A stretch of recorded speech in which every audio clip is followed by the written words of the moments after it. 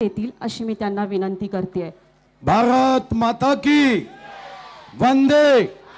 छत्रपती शिवाजी महाराज की, छत्रपती संभाजी महाराज की।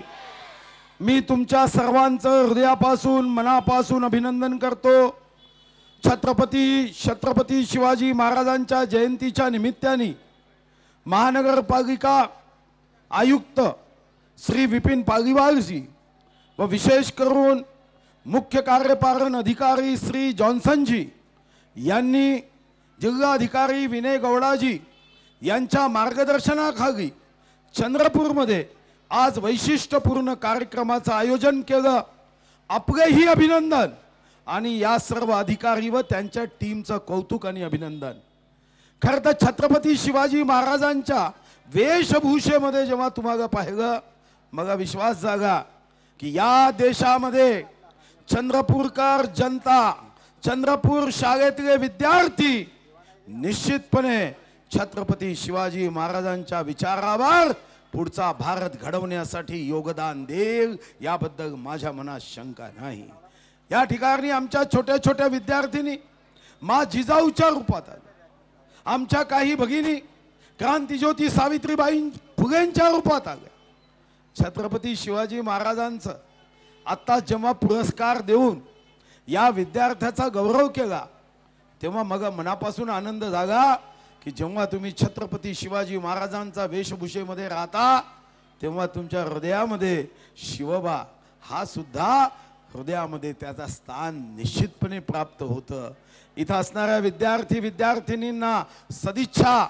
छत्रपती शिवाजी महाराजांच्या जयंतीच्या निमित्ताने माझ्या वतीने तुमच्या सर्वांच्या वतीने छत्रपतीच्या चरणी दंडवत, अभिवादन, नमन, वंदन, प्रणाम आणि संकल्प एकच, रयतेचं राज्य आणण्यासाठी जेव्हा तुम्ही आपल्या शाळेमध्ये शिकता तेव्हा आपल्या हृदयामध्ये मात्र शिवबाचा विचार ठेवा की आम्हाला रयतेचं राज्य आणायचं आहे। आपल्या आई वडिलांबद्दल किती प्रेम असावं याचं जे उदाहरण आहे ते शिवबाचं आहे की मा जिजाऊवर किती प्रेम करावं।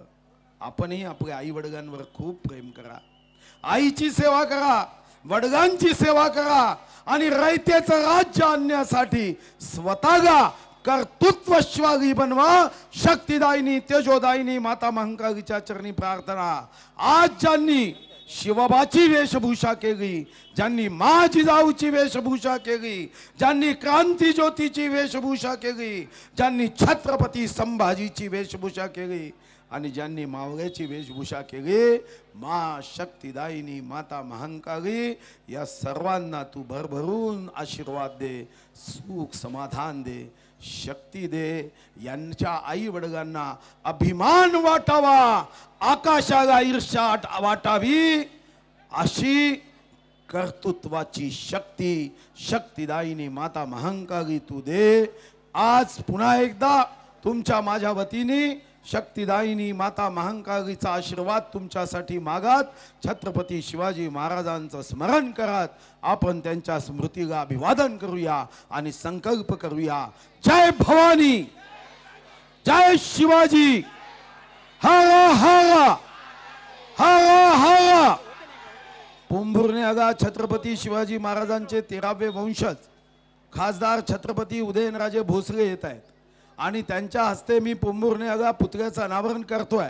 इच्छा होती की तुमच्या सर्वांची भेट घ्यावी, संवाद करावा, वेळेच्या अभावी मी चाललो आहे आणि सायंकाळी आग्रा येथे ज्या दरबारात 12 मे 1666 त्या औरंग्यानी, त्या पाप्यानी, त्या अत्याचारीनी आपल्या छत्रपतींचा अवमान केला होता, त्याच दरबारात आज मुख्यमंत्री शिवभक्त एकनाथ शिंदेजीच्या नेतृत्वात उपमुख्यमंत्री शिवभक्त देवेंद्र फडणवीसांच्या मार्गदर्शनाखाली व छत्रपती उदयनराजेंच्या उपस्थितीमध्ये आपण त्या दरबारात छत्रपतींचा जयकार करणार आहोत आणि त्या भिंती सुद्धा आज स्वतःला सौभाग्यशाली समजतील की ज्यांनी फक्त औरंग्याचा कुर्निसात ऐकला, आज तिथं जय भवानी, जय शिवाजीचा जयघोष होईल आणि चंद्रपूरचा आवाज म्हणून मी तिथं तुमच्या वतीने जयघोष करेन.